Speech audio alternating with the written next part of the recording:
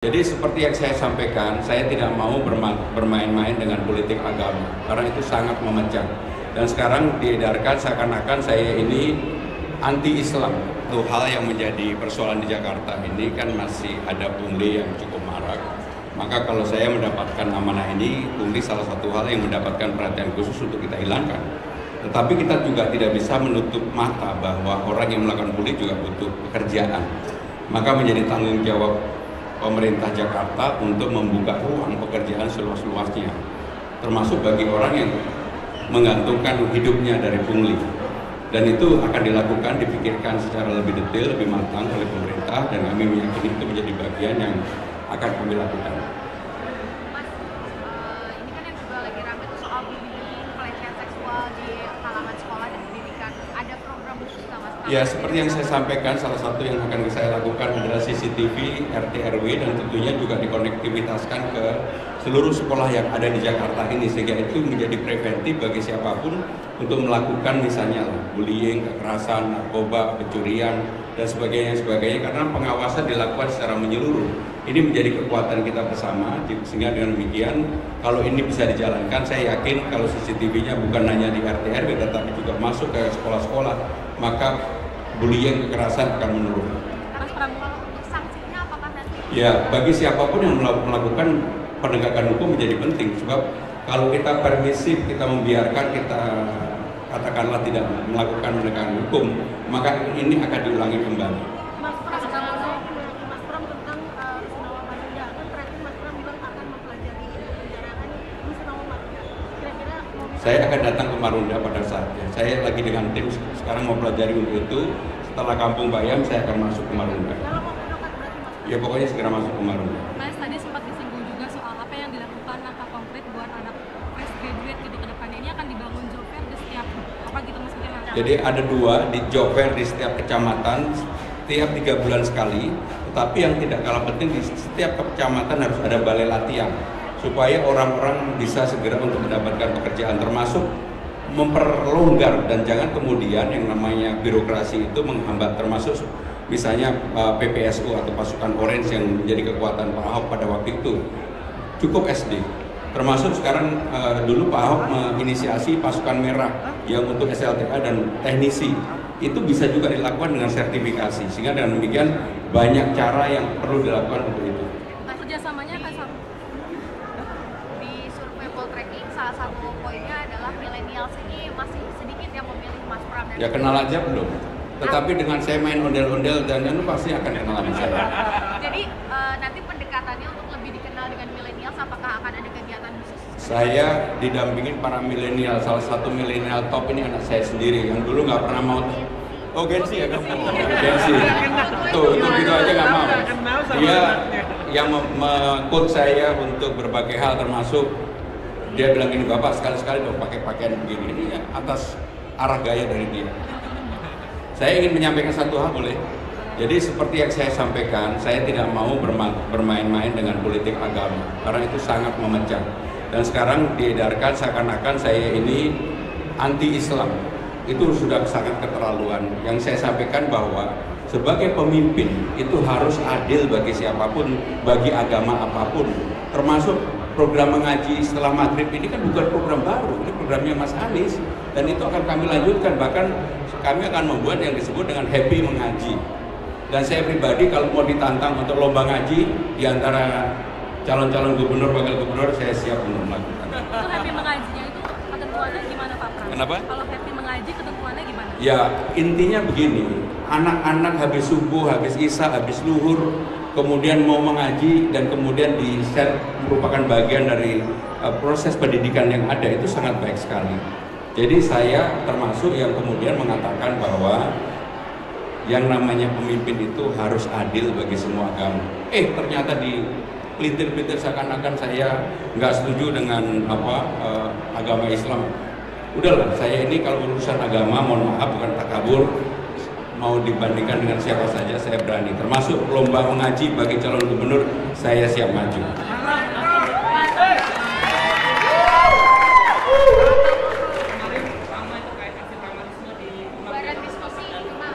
Saya mengutuk dengan keras aksi apapun yang dilakukan atas nama apapun terhadap kegiatan intelektual. Salah satu hal diskusi ini kan kegiatan intelektual, bahwa ruang-ruang publik seperti itu dalam demokrasi dibuka seluas-luasnya. Jadi kalau kemudian ada premanisme membubarkan, harusnya penegak hukum, dalam hal ini polisi, harus melakukan tindakan.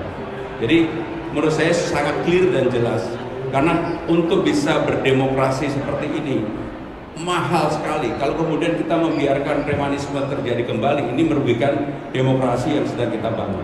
Terima kasih. Mas, satu lagi boleh gak, yang tadi soal, kan ini kan diisukan juga soal yang mental health di Jakarta. Nah ini Mas Pram tadi mendukungnya tentang ada konseling yang 24 jam. Jadi saya tentang mental health, saya jelas saya sudah melakukan. Boleh dicek di Kementerian Sekretaris Kabinet yang namanya Work from Everywhere, itu saya sudah mulai, dan produktivitasnya ternyata lebih tinggi dibandingkan dengan sebelumnya. Pengalaman ini adalah karena pengalaman ketika pandemi kemarin. Jadi clear untuk itu, termasuk daycare pun kami lakukan bagi siapa saja yang mempunyai anak dan sebagainya dan membutuhkan untuk adanya daycare bagi keluarga itu, maka tugas dalam hal ini kementerian yang saya pimpin menyiapkan. Berarti ada kemungkinan nanti ASN di Jakarta akan work from anywhere gitu ya? Ya kalau memang saya akan menginisiasi itu, terutama bagi Gen Z, Gen milenial, mereka happy banget. Dan produktivitas mereka naik tinggi sekali. Terima kasih. Wassalamualaikum warahmatullahi wabarakatuh. Dalam masa kampanye ini, dan kita akan manfaatkan seluruh strategi yang baik itu belusukan yang kita lakukan setiap hari, dan juga belusukan online ya. Dan juga ada beberapa strategi lain yang kita akan lakukan khusus untuk mengenal dan bisa menyapa warga. Tak kenal maka tak sayang, makanya kita akan lakukan terus berbagai kunjungan-kunjungan ya, khususnya kepada seluruh warga Jakarta, dan diharapkan ini bisa meningkatkan elektabilitas kami. Kita tetap optimis ya, dan ya kita intinya dalam pesta demokrasi ini yang kita utamakan itu adalah adab ya. Jadi semua yang kita lakukan harus dilakukan secara damai dan juga saling menghargai satu sama lain. Bang, ini kan calon-calon yang lain itu bertemu dengan tokoh-tokoh. Semua tokoh yang sangat berpengaruh ya kita akan lakukan kunjungan, dan juga semua komponen masyarakat ya, dari golongan dan juga dari usia ya, kita akan bertemu mereka, khususnya tadi banyak Gen Z ya, banyak milenial, kita juga akan menyapa mereka. Tadi menarik ya, banyak hal-hal yang kita lihat ya. Kalau dulu zaman kami orang hanya berpikir bagaimana mendapatkan harta, mendapatkan tahta atau mungkin wanita ya. Sekarang banyak milenial melihat kuota itu menjadi sangat penting. Justru itu kita ingin memberikan yang terbaik agar para Gen Z ini bisa menjadi produktif. Tadi saya sampaikan kalau kita membeli boneka labu ya, kenapa kita nggak memproduksi ya? Kalau kita itu sangat kreatif, warga Jakarta ini sangat kreatif. Nah, kenapa kita nggak membuat itu? Dan juga kalau kita para wanita yang khususnya ingin glowing menggunakan skincare dari Korea, kita juga punya banyak herbal yang sangat baik ya, yang kita bisa produksi dan kita bisa perkenalkan ke dunia global. Jadi kembali lagi, bagaimana kita bisa think locally, berpikir secara lokal, dan act globally ya. Karena kalau kita berpikir terbalik, maka budaya kita akan tergerus oleh budaya-budaya asing ya. Tetapi kalau kita tadi diberikan kesempatan dengan infrastruktur digital ini, maka mereka akan lebih produktif, lebih kreatif di dalam menyampaikan ini ke masyarakat luas. Dan tadi saya sampaikan juga bukan hanya internet gratis ke setiap rumah, tetapi juga kita ingin memberikan 2 tahun ya, bagaimana kehadiran di internet ini hosting gratis ya.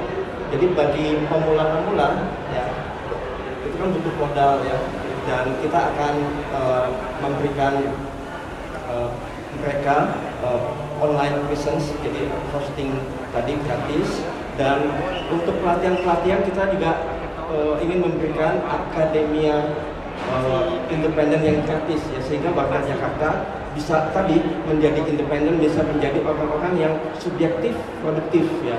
Jadi kalau istilah mager ya, kita ingin magernya yang produktif untuk para warga Jakarta, dan itu bisa dilakukan di rumah ya.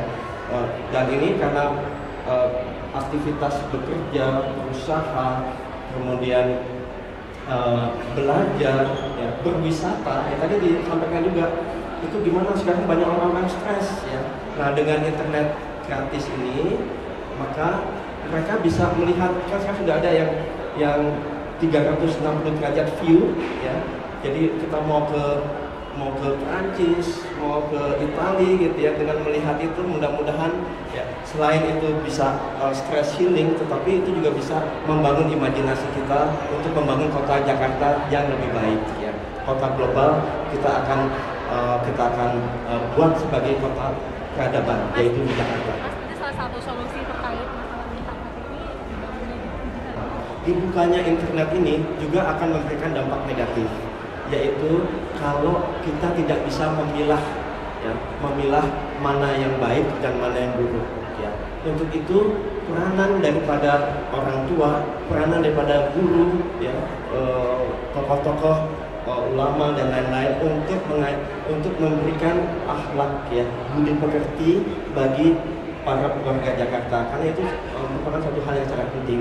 Kita nanti akan konsentrasi di adab itu, karena nggak bisa ini kalau kita tidak memiliki adab. Kita akan minta guru-guru honorer untuk menjadi tim pembina adab ya bagi para warga Jakarta. Dan yang kedua, bila adab itu sudah ada, tolong menolong itu sudah ada, budaya Betawi yang begitu hebatnya ya, maka kita juga akan melakukan menjembatani antara satu komunitas dengan komunitas lain, menjembatani antara satu golongan dengan golongan lain. Karena kalau tidak ada menjembatani, ya kita sebagai pemimpin tidak ada menjembatani, maka nanti takutnya akan muncul konflik. Ya, untuk itu hal-hal seperti itu sudah kita kaji, ya sehingga nanti Jakarta semua golongan, semua etnis, semua suku, semua agama bisa bersatu. Tujuannya adalah membuat kita menjadi kota peradaban. Kota peradaban membutuhkan yang namanya cultural environment yang cukup bagus ya. Kita sangat meyakini ya, bila tadi adab sudah ada, maka budaya tadi semakin meningkat ya.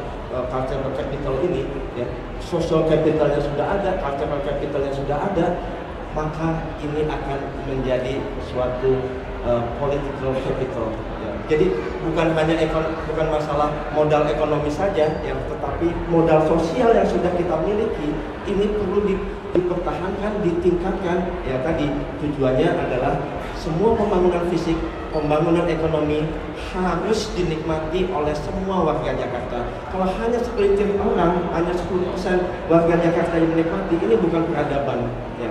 Kita ingin membangun peradaban yang betul-betul kuat, solid, bukan peradaban yang rapuh ya. Peradaban yang para warga Jakarta bisa menikmati semua tadi pertumbuhan ekonomi dan pertumbuhan fisik. Ini tidak saya. Jadi